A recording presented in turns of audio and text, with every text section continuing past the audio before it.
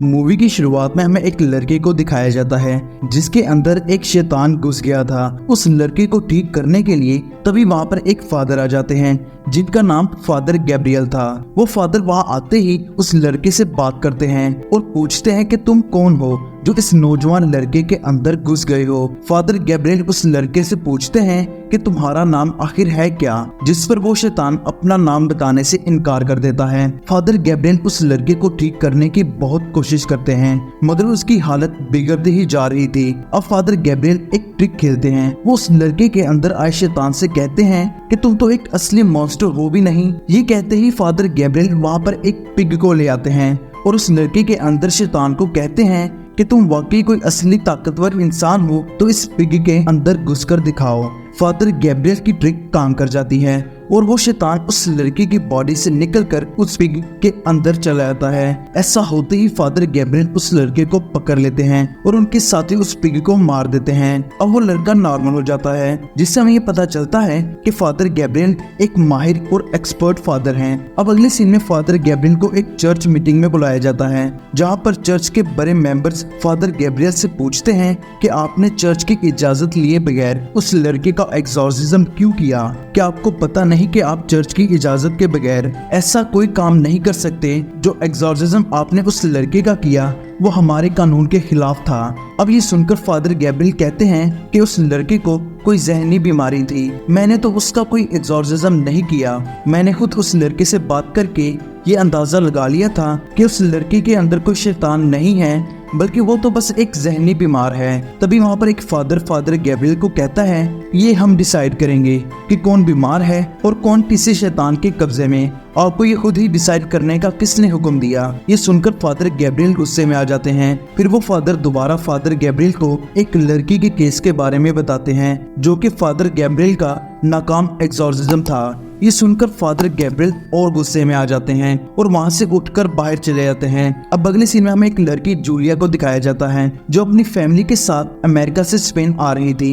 Julia की family में एक बेटी और एक बेटा होता है। वहाँ में ये पता चलता है कि जूलिया के हस्बैंड की 1 साल पहले कार एक्सीडेंट में मौत हो गई थी और उस एक्सीडेंट में जूलिया का बेटा भी था। वो अपने फादर को उस हालत में देखने के बाद काफी सदमे में था, यानी उसने पिछले 1 साल से उस एक्सीडेंट के बाद एक लफ्ज तक नहीं बोला था।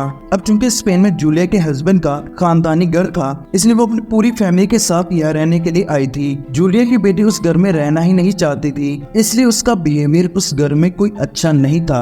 अब उस घर में आकर जूलिया की मुलाकात फादर इस्काबेल से होती है। उनसे बात करने के दौरान फादर इस्काबेल जूलिया को कहते हैं कि अगर आपको किसी भी चीज की जरूरत पड़ी तो आप मुझे बुला सकते हैं। दूसरी तरफ जूलिया के घर में कुछ वर्कर्स काम कर रहे थे। तभी उन्हें एक दीवार में कुछ क्रैक्स दिखाई देते हैं और उन क्रैक्स के पीछे उन्हें किसी किस्म का कोई सिंबल दिखाई देता है। वो वर्कर्स उस सिंबल को देखने के लिए जो ही फायर जलाने की कोशिश करते हैं तो वहाँ पर एक बहुत बड़ा ब्लास्ट हो जाता है क्योंकि वहाँ पर किसी किस्म की गैस लीकेज थी। ये देखकर बाकी वर्कर्स वहाँ काम करने से मना कर देते हैं क्योंकि वहाँ काम करना अब खतरे से खाली नहीं था। अब हमें जूलिया के बेटे को दिखाया जाता है जो बेड पर लेटा बहुत अजीब हरकतें कर रहा था और अब उसने अचानक से बोलना भी स्टार्ट कर दिया था।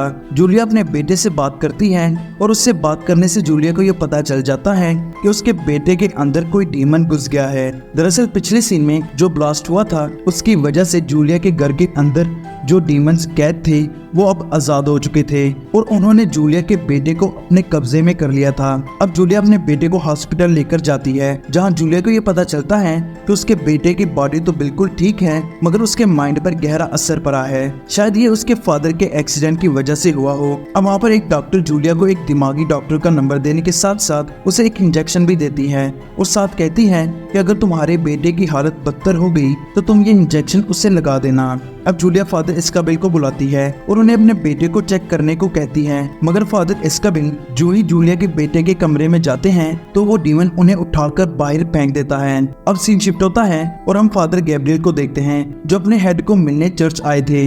हेड फादर को जूलिया के बेटे हेनरी के बारे में बताते हैं और उन्हें स्पेन जाने को कहते हैं। वो कहते हैं कि स्पेन में एक फैमिली है जिसे तुम्हारी सख्त जरूरत है, क्योंकि उस फैमिली पर एक खतरनाक डीमन का साया है। वो डीमन बहुत खतरनाक है, तुम्हें वहां जाकर उस बच्चे को बचाना होगा और ये सब तुम्हें बड़े ध्यान से और एहतियात से करना होगा, क्योंकि उस डीमन की वजह से तुम्हारी जान को भी खतरा हो सकता है। तुम जो भी करना वो करने से पहले अच्छे से सोच लेना। अब अपने हेड के बताए हुए एड्रेस पर फादर गैब्रियल पहुंच जाते हैं और फादर गैब्रियल जूलिया से मिलते हैं और उसे यकीन दिलाकर कहते हैं कि मैं तुम्हारे बेटे से मिलना चाहता हूँ, मैं ये देखना चाहता हूँ कि उसे आखिर हुआ क्या है। अब जब फादर गैब्रियल हेनरी के पास जाते हैं तो उसके अंदर का डीमन उन्हें देखकर मुस्कुराने लगता है और कहता है कि बहुत खूब, मैं तुम्हें ही यहाँ बुलाना चाहता था। अब फादर गैब्रियल ये चेक करने के लिए कि क्या वाकई हेनरी के अंदर कोई शैतान है, उसे एक तरह का चर्च का कोई सिंबल दिखाते हैं और उस सिंबल को देखते ही हेनरी की आंखों में हम उस डीमन को देख पाते हैं। अब फादर गैब्रियल बैठकर उस डीमन से उसका नाम पूछते हैं, पर वो डीमन उन्हें अपना नाम बताने से इनकार कर देता है। अब ये सवाल फादर गैब्रियल ने इसलिए पूछा था क्योंकि अगर किसी भी डीमन का नाम पता चल जाए तो उसे हराना आसान हो जाता है, मगर हेनरी के अंदर का डीमन उन्हें अपना नाम बताने से इनकार कर देता है। हेनरी फादर गैब्रियल को उनके पास्ट के बारे में बताने लगता है। दरअसल फादर गैब्रियल पास्ट में एक आर्मी ऑफिसर हुआ करते थे। ये सुनकर फादर गैब्रियल हैरान हो जाते हैं कि इस डीमन को उनके पास्ट के बारे में कैसे पता चला। अब फादर गैब्रियल बाहर आ जाते हैं और जूलिया से बात करते हैं कि हेनरी के अंदर वाकई कोई डीमन है और वो डीमन कोई मामूली डीमन नहीं बल्कि बहुत खतरनाक डीमन है। वो मजीद बताते हैं कि हेनरी को अपने फादर की मौत का सदमा था, इसलिए उस डीमन ने हेनरी को अपना शिकार बना लिया। हमें जल्दी से कुछ करना होगा वरना हेनरी की जान को खतरा हो सकता है, और साथ ये भी समझना होगा कि आखिर वो डीमन हेनरी के अंदर आकर करना क्या चाहता है। अब दूसरी तरफ वो डीमन जूलिया की बेटी को कॉल लगाता है और उससे उसके फादर की आवाज में बात करता है, जिससे वो लड़की काफी डर जाती है।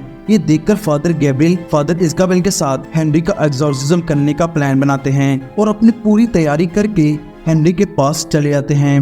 अब हेनरी के अंदर का डीमन उन दोनों को देखकर उनके पास्ट के बारे में सब कुछ बताने लगता है। वो सबसे पहले फादर गैब्रियल को कहता है कि तुम्हारी वजह से एक लड़की की जान चली गई और उसके जिम्मेदार सिर्फ और सिर्फ तुम हो। फिर वो फादर इज़ाबेल को कहता है कि तुम भी तो एक फादर हो, मगर जितने गलत काम तुमने किए हैं उतने शायद ही किसी और ने किए होंगे। ये सुनकर वो फादर गुस्से में आ जाता है और हेनरी का गला दबाने लगता है, जिससे उनका एग्जॉर्सिज्म रुक जाता है। अब बाहर आकर फादर इज़ाबेल फादर गैब्रियल को अपनी कहानी सुनाता है कि मैं अपनी जवानी में एक लड़की से बहुत प्यार करता था, मगर मैं एक प्रीस्ट भी बनना चाहता था। मुझे इन दोनों में से किसी एक को चुनना था और मैंने अपनी जॉब यानी फादर बनना चुना। मैं आज तक उस बात की वजह से काफी परेशान रहता हूँ और वो डीमन मेरी इसी कमजोरी का फायदा उठाना चाहता है। मुझसे ये एग्जॉर्सिज्म नहीं हो पाएगा।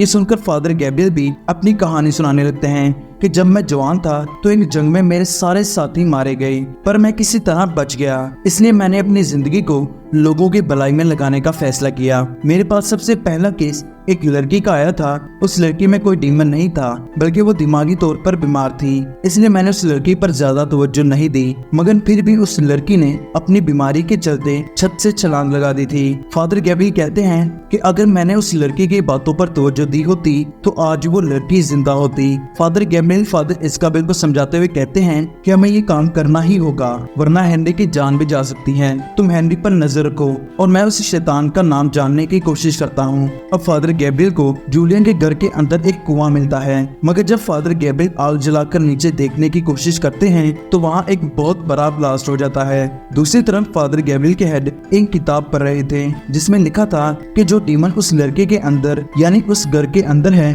वो बहुत खतरनाक है। वो एक साथ कई आदमियों को काबू कर सकता है। ये पढ़कर वो हेड बहुत परेशान हो जाते हैं और उनकी तबीयत और ज्यादा बिगड़ जाती है। अब फादर इज़ाबेल हेनरी को देखने उसके कमरे में चले जाते हैं। हेनरी बड़े आराम से सो रहा था, इसलिए फादर इज़ाबेल उसके पास जाकर बैठ जाते हैं, मगर वो डीमन फादर इज़ाबेल पर हमला कर देता है और इसके साथ साथ जूलियन की बेटी को दूर फेंक कर जूलियन को उसके बेड के अंदर खींचकर उसका गला दबाने लगता है। लेकिन फादर गैब्रियल जल्दी से वहाँ पहुंच जाते हैं और उन सबको उस डीमन से बचा लेते हैं। और फिर फादर गैब्रियल फादर एस्काबेल को लेकर उस कुएं के अंदर जाने लगते हैं। कुएं के मजीद अंदर जाने पर उन्हें उसके अंदर बहुत सारे स्केलेटन्स नजर आते हैं। वहीं पर उन्हें एक ऐसा स्केलेटन भी मिलता है जो एक पिंजरे में था। वो स्केलेटन दरअसल एक प्रीस्ट का स्केलेटन था और उस प्रीस्ट की पॉकेट से उन्हें एक चाबी भी मिलती है जो वहां लगे एक दरवाजे की थी। उस दरवाजे के पास जाकर उन्हें एक और प्रीस्ट का स्केलेटन मिलता है जिसे देखकर फादर गैब्रियल कहते हैं कि ये सब एक ऐसे डीमन ने किया था जो किसी के भी कंट्रोल में नहीं आ रहा था और इन सब लोगों ने उस डीमन को कंट्रोल करने के लिए अपनी जान दे दी। और ये वही डीमन था जो इस वक्त हेनरी की बॉडी में है और वो यहाँ से आजाद सिर्फ उस एक वर्कर की गलती की वजह से हुआ है। अब फादर गैब्रियल वहाँ पर एक बुक को देखते हैं जिसे पढ़ने के बाद फादर गैब्रियल को उस डीमन के नाम का पता चल जाता है। दूसरी तरफ हेनरी के अंदर डीमन को ये पता चल जाता है कि फादर गैब्रियल को उसके नाम का पता चल गया है। वो जूलिया की बेटी को पोजेस कर लेता है। जूलिया जब अपनी बेटी को बचाने के लिए आगे आती है तो वो डीमन उस पर हमला कर देता है, मगर जूलिया की बेटी होश में आकर हेनरी को बेहोश कर देने वाला इंजेक्शन लगा देती है। और ये वही इंजेक्शन था जिसे मूवी की शुरुआत में एक डॉक्टर ने जूलिया को दिया था। इंजेक्शन लगते ही हेनरी बेहोश हो जाता है और उन सबकी जान बच जाती है। और वहाँ पर फादर गैब्रियल आकर हेनरी का एग्जॉर्सिज्म करने लगते हैं, मगर वो डीमन जूलिया की बेटी को भी पोजेस कर लेता है और उन सब पर हमला करवा देता है। अब वो डीमन फादर गैब्रियल को कहता है कि अगर तुम खुद को मेरे हवाले कर दो तो मैं इन सब की जान बख्श दूंगा। ये सुनकर फादर गैब्रियल एग्री हो जाते हैं और वो डीमन फादर गैब्रियल के अंदर घुसने की कोशिश करने लगता है। इसका फायदा उठाकर जूली अपने बच्चों को लेकर कार के अंदर बैठकर